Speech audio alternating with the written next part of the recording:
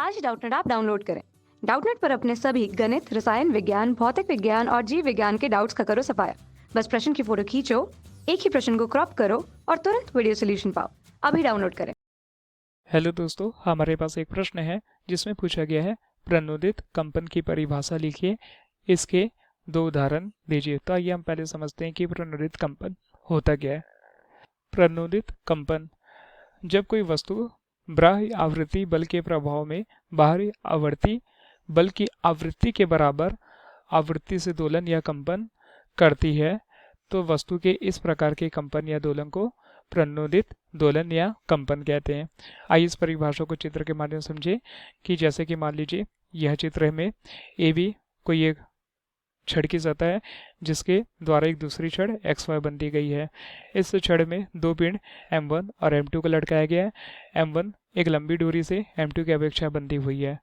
तो जब हम इस M1 पिंड को इसकी माध्य स्थिति से विस्थापित करते हैं, यानी कि इसकी अधिकतम माध्य स्थिति मान लेते हैं A होगी, तो जब इसको M1 पिंड को इसकी माध्य स्थिति से विस्थापित करते हैं तो यह पिंड दोलन करने लगता है, यानी कि A से A डैश की ओर गति करेगा, फिर वापस ये अपनी माध्य स्थिति से आते हुए ए की ओर आएगा। इसी प्रकार यह पिंड लगातार दोलन करता रहेगा। तो हम देखेंगे कि इस पिंड के द्वारा संचरित ऊर्जा इस छड़ के माध्यम से इस M2 द्रव्यमान के पिंड पर जाती है और कुछ समय पश्चात यह M2 द्रव्यमान का पिंड भी दोलन गति करने लगता है, यानी कि एक समय पश्चात हमें दोनों पिंड के आयाम, दोनों पिंड के आयाम,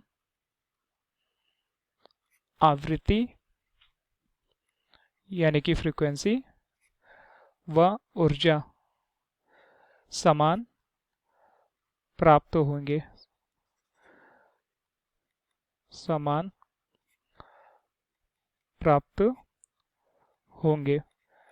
तो ये एक प्रकार का प्रणोदित कंपन या दोलन के उदाहरण है। अब आइए प्रश्न में देखते हैं कि पूछा गया है कि इसके दो उदाहरण दीजिए। तो आइए हम समझते हैं कि प्रणोदित दोलन के दो उदाहरण कौन कौन से होंगे। तो पहले हम पहला उदाहरण देखते हैं, तार वाले वाद्य यंत्र, जैसे कि सितार, वायलिन आदि में एक खोखला बॉक्स होता है। जैसे कि हम जानते हैं सितार और वायलिन जो होता है एक खोखला बॉक्स के द्वारा बजाया जाता है। तो इसमें कई सारे तार लपटे हुए होते हैं जिससे ध्वनि बोर्ड कहते हैं। इस प्रकार का खोखला बोर्ड को हम एक प्रकार का ध्वनि बोर्ड कहेंगे। जब तार में कंपन किया जाता है, यानी कि जब तार को विस्थापित किया जाता है, तो ये कंपन तार के नीचे लगे सेतु द्वारा ध्वनि बोर्ड तक पहुंच जाता है, यानी कि सेतु होता है और ये कंपन द्वारा जो होगा, ये कंपन होगा, ये ध्वनि बोर्ड में पहुंच जाता है, जिससे उसके अंदर की वायु में प्रणोदित कंपन उत्पन्न होता है तथा वायु की तीव्रता बढ़ जाती है और हमें अच्छी ध्वनि सुनाई देती है। इसी प्रकार अगर दूसरा उदाहरण देखें तो कार्बन माइक्रोफोन होता है। हम जानते हैं कि जब कोई व्यक्ति कार्बन माइक्रोफोन के सामने बोलता है तो व्यक्ति के मुंह से निकली ध्वनि ऊर्जा के प्रभाव में माइक्रोफोन का तलपट यानी कि जो सतह भाग है वो कंपन करने लगता है। यानी कि अगर मान लीजिए ये माइक्रोफोन का कोई एक पतला और एक प्लेट की तरह आकृति का एक भाग होता है, तो जब हम ध्वनि स्रोत से ये किसी प्रकार के ऊर्जा प्राप्त करता है, तो ध्वनि स्रोत से ऊर्जा प्राप्त करने के पश्चात इसमें भी उतनी आवृत्ति के वाइब्रेशन यानी कि वाइब्रेशन या आवृत्ति पैदा होती है। तो तलपट में उत्पन्न ये कंपन प्रणोदित होते हैं जिसकी आवृत्ति व्यक्ति के मुंह से निकली ध्वनि की आवृत्ति के समान होती है। धन्यवाद। कक्षा 6 से 12वीं से लेकर नीट, IIT, JEE वो एडवांस के लेवल तक 1 करोड़ से ज्यादा छात्रों का भरोसा। आज ही डाउनलोड करें डाउटनेट ऐप या व्हाट्सएप करें अपने सारे डाउट्स 8400 400 400 पर।